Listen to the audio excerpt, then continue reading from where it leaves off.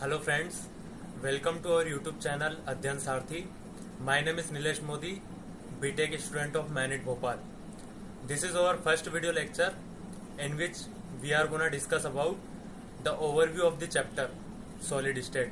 Means we will be talking about weightage and the topics which are gonna covered. Okay, so let's continue.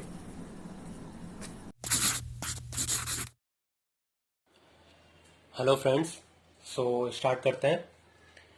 सबसे पहले अगर हम weightage की बात करें, जेई मेंस,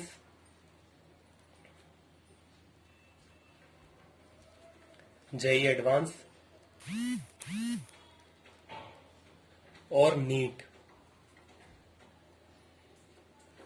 इन एग्जाम्स में सॉलिड स्टेट चैप्टर का कितना क्या वेटेज होता है, क्योंकि चैप्टर स्टार्ट करने से पहले हमको पता होना चाहिए कि उस चैप्टर का किस एग्जाम में कितना वेटेज है। तो जनरली जेई मेंस की बात करें तो एक क्वेश्चन जनरली हर साल पूछा जाता है।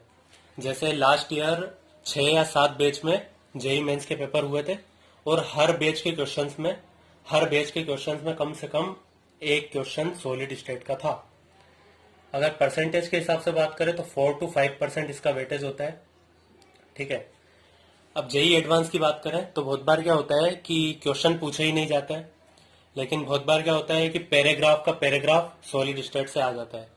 जैसे एक बार क्या हुआ था कि एचसीपी जो क्रिस्टल स्ट्रक्चर होता है उसका पैराग्राफ पूछ लिया था, उसमें करीबन 3 क्वेश्चन थे। तो बहुत इंपॉर्टेंट चैप्टर है। अगर एवरेज की बात करें तो इसमें एवरेज 1 क्वेश्चन हम बोल सकते हैं। ठीक है। नीट का भी सेम सिनेरियो होता है। जनरली एक या एक से ज्यादा मीन्स 1 और more questions can be asked. इसका भी परसेंटेज के हिसाब से 4 to 5% हम रेशियो बोल सकते हैं ओवरऑल नीट के पेपर में। ये जो चैप्टर है सॉलिड स्टेट, ये बहुत ही आसान चैप्टर है।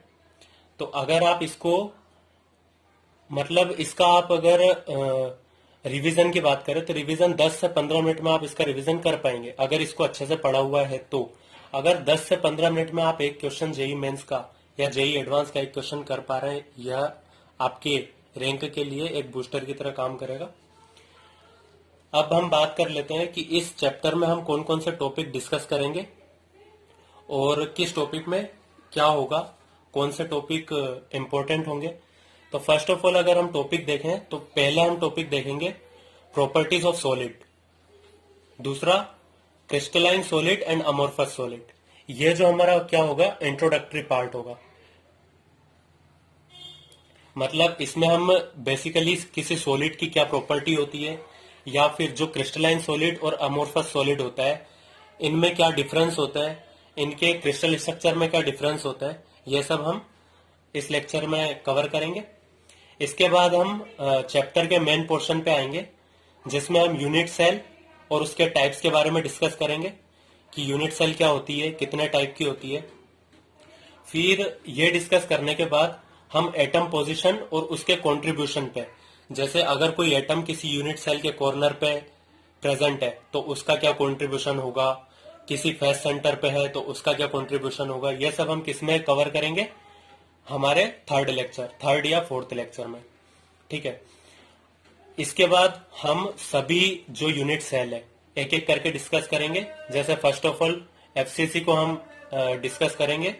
एफसीसी में सबसे पहले अरेंजमेंट, एटम किस प्रकार अरेंज होते हैं, relation of lattice parameter and radius, कि जो हमारा लेटिस पैरामीटर ए होता है उसमें और जो हमारे एटम की रेडियस है आर, उसके बीच क्या रिलेशन होता है, पैकिंग फ्रैक्शन या जिसको हम पैकिंग एफिशिएंसी भी बोलते हैं, और कोऑर्डिनेशन नंबर। इन सभी चीजों के बारे में हम किसी एक जैसे एफसीसी, बीसीसी, सिंपल क्यूबिक, इन सभी के बारे में एक एक करके रेस्पेक्टिवली डिस्कस करेंगे। इसके बाद हम डेंसिटी की बात करें तो डेंसिटी का एक अलग से लेक्चर आएगा, उसमें हम सिर्फ और सिर्फ डेंसिटी की बात करेंगे। फिर हम क्लोज पैकिंग पर डिस्कस करेंगे जिसमें 2D अरेंजमेंट क्या होती है, 3D अरेंजमेंट क्या होती है, इनकी पैकिंग एफिशिएंसी क्या होती है, यह सब हम इस चैप्टर या इस टॉपिक में कवर करेंगे।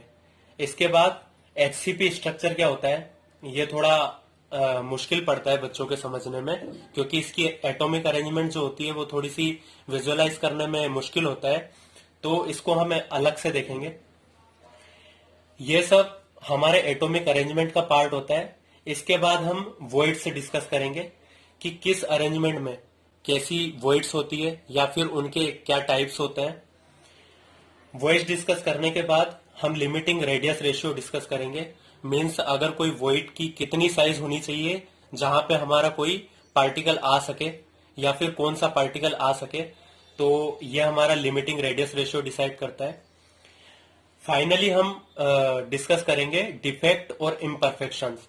मीन्स हमारे क्रिस्टल स्ट्रक्चर में कौन कौन से डिफेक्ट्स हो सकते हैं, stoichiometric defect, non stoichiometric defect, इनमें भी फिर कुछ डिफेक्ट्स होते हैं, वो हम लास्ट में 2-3 लेक्चर में डिफेक्ट कवर करेंगे। तो ये ओवरऑल आपका ओवरव्यू है, ठीक है, सॉलिड स्टेट चैप्टर का।